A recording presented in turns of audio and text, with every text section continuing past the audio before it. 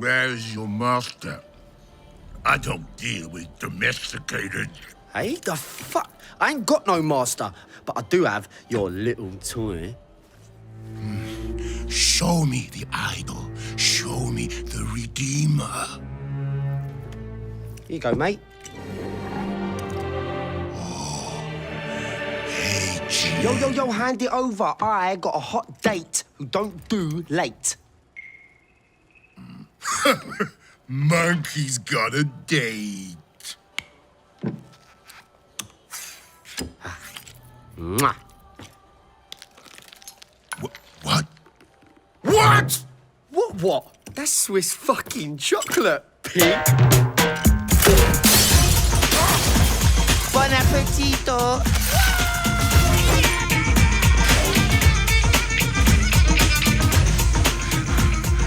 I want every fucking cop in this fucking city after that fucking bastard! Grab my chassis, Noxie!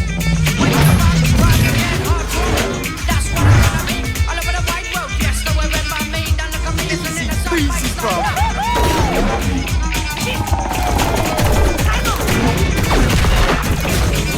Bang, bang, motherfuckers!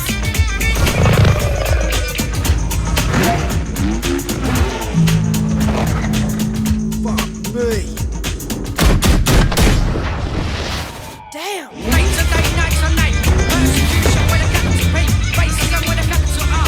Man, I've seen your scar. I've seen your scar. You expect me to sympathize? Oh no, you don't know the price that we're paying. Do it! Breaking and shaking and making it and never breaking it, man. Lyrical, lyrical.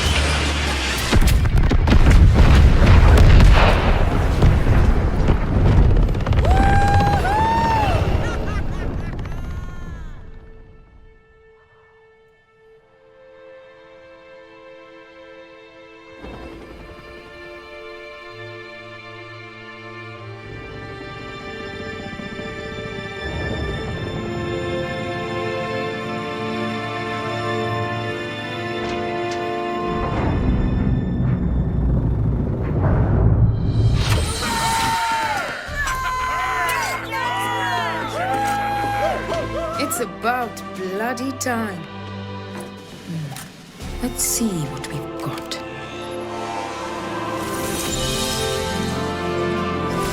Moksha. Just as Yama described it. True freedom lies beyond.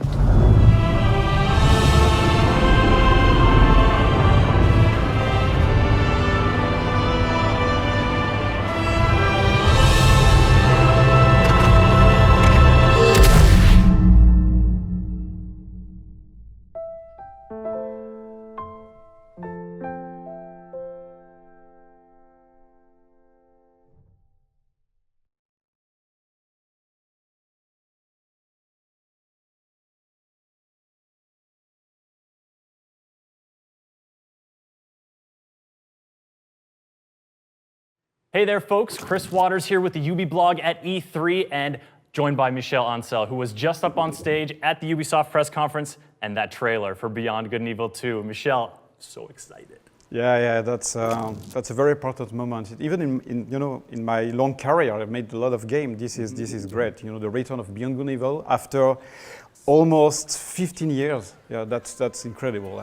It's a return that so many people are excited about, myself included, and I bet a lot of you have questions about that trailer. So, Michel and I are gonna sit down, go through the trailer, I'm gonna pick his brain. Hopefully we'll get you some good tidbits about Beyond Good and Evil 2. All right, Michel, the trailer starts off and immediately we get a glimpse of, we are somewhere in the depths of some city. What is this place? It's a very vertical city. That's what we wanted here to establish clearly. And the other thing is that it's based on the level design of the game. Now let's take a look inside here, and can I just say that these dumplings look delicious? I mean, did you purposely try to make them look tasty? They are very precise. You see a lot of details. It's very micro. You see You got the seasoning here on top. Yeah, and exactly. But the big idea behind that is that when you're doing such big games, about space, it's very important not to forget about characters, about humanity, you know, simple things, very teeny things. And that's what you can expect to see or experience in this kind of game, where you travel through space, but your big journey could end into this kind of Chinese Into some restaurant. dumplings. Yeah. Well, speaking of scale, this guy's pretty large. Yeah. Yeah, the pig tried to dominate the monkey, but the monkey is very confident, has got no fear. And they're talking about master and slave and... Domesticated. Exactly. Yeah. That's exactly the idea that even between hybrids that are a mix between animal and humans, it was a way to establish that there is a social system in this world, and you can clearly have an example here. Show me the idol. Show me the Redeemer. Here you go, mate. I know I'm not the only one who looked at this and heard Yo, handy. what he said just there and thought of our beloved Uncle Page from Beyond Good and Evil. Right, there is a direct connection, you know. Here we wanted to, so he's really clearly saying Page in, which is a kind of divinity for this kind of hybrid. It's a way to add depth and or just to show how deep the world can be. And even those hybrids created by humans, they have their own, you know, religion. And because Beyond Good and Evil 2 is a prequel to Beyond Good and Evil 1, we want to add a lot of details about how the world is, you know, those names, Page. Is it a common name, you know, divinity name? So sometimes, you know, in some religion, you give the name of a divinity to a boy or a girl. Sure, yeah. So all these details are here to make people understand more the world of Beyond Good and Evil. Mwah. What? What? What? That's Swiss fucking chocolate, pig. And Nox is out of there.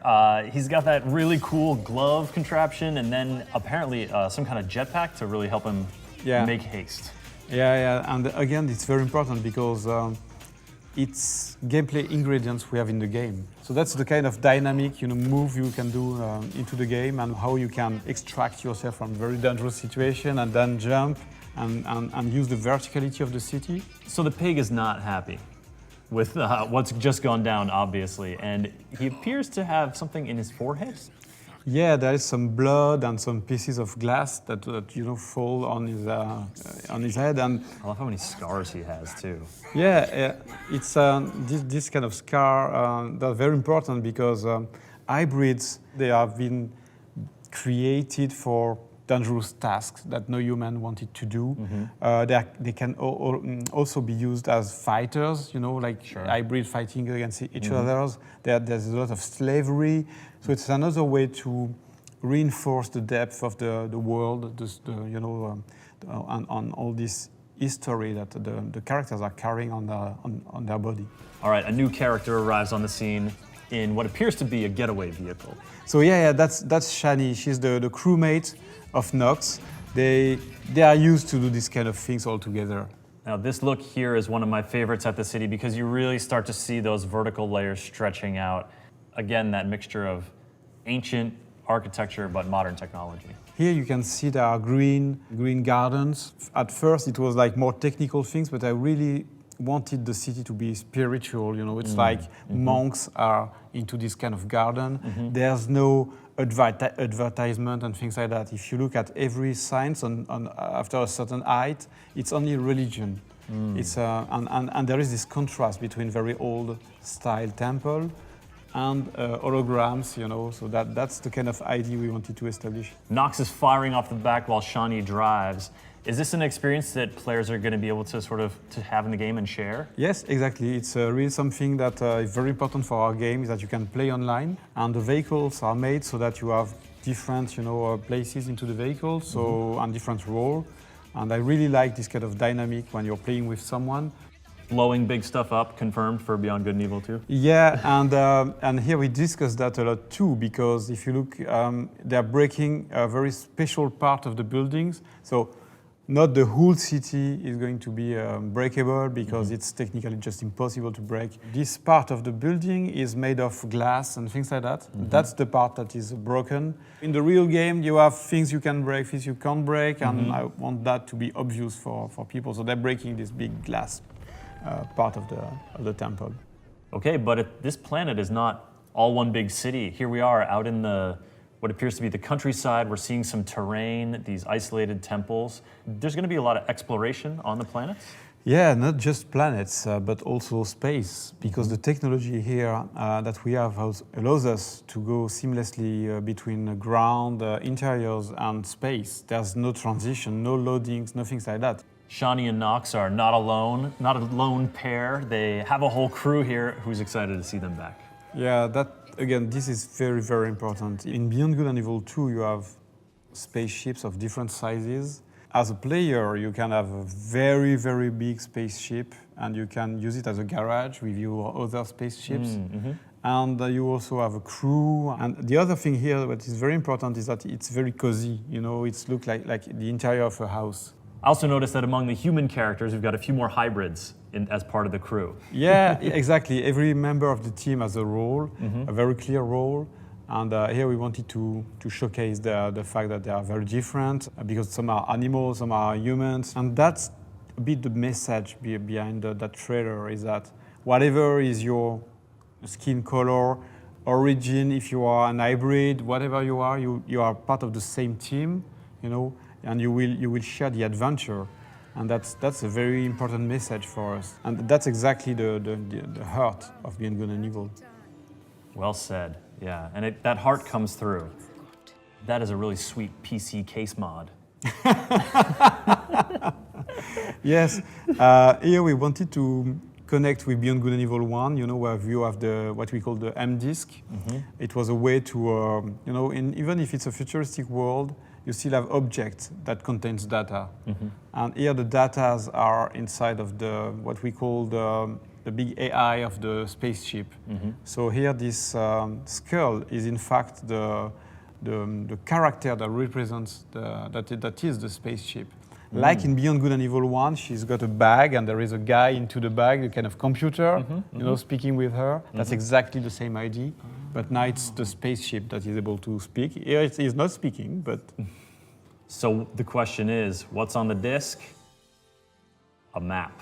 Exactly. A map with a mysterious artifact in the middle of it and also a dead guy. Exactly. That's what a good map should be. You know, it's attracting you. You want to travel to this direction, but it's going to be dangerous. Others did it before. They died. Spaceships get destroyed. And if you look in the background, there is even a planet that is going to be, you know, destroyed by these magnetic fields, very powerful. And I don't want to say too much things about that now. I don't want to spoil anything about the game. That's a nice color, green, in those eyes. What's another word for like a greenish color, would you say? Maybe it's also a precious metal of some kind. Yes, I see what you mean very clearly. And again, that's a connection with Beyond Good and Evil 1, you know, the jade color. And but again, we don't want to spoil the story. We don't want to do shortcuts about that. But yes, there are connections, clearly. And then the main theme of Beyond Good and Evil 1. Along with one final surprise, this is a huge spaceship and you are taking to the stars super quick. Yes. That's the end. The reveal of the spaceship and the fact that we started with this very dark place, you know, with this very small restaurant, a lot of details, small things, and then it's opening to something very large. And that's an idea behind that trailer, is that, okay, now Beyond Good and Evil 2 is back. It's back for true, it's here. The game is going to be huge. Michel, thank you so much for talking through the trailer, sharing more about Beyond Good and Evil 2. I'm so excited, honestly, to go back and watch the trailer again, because I feel like there's even more stuff I might have missed. A lot, you can't imagine. There's a lot of information about the world, but there's also Easter eggs. You know, yeah. And it could be very, very cool if people try to identify them, you know, find them. They can connect to our website. They can share about those Easter eggs between each other, so everybody can join what we call our Space Monkey program, which is letting people enter the development, you know, discussing with us and making Beyond Good and Evil as cool as possible.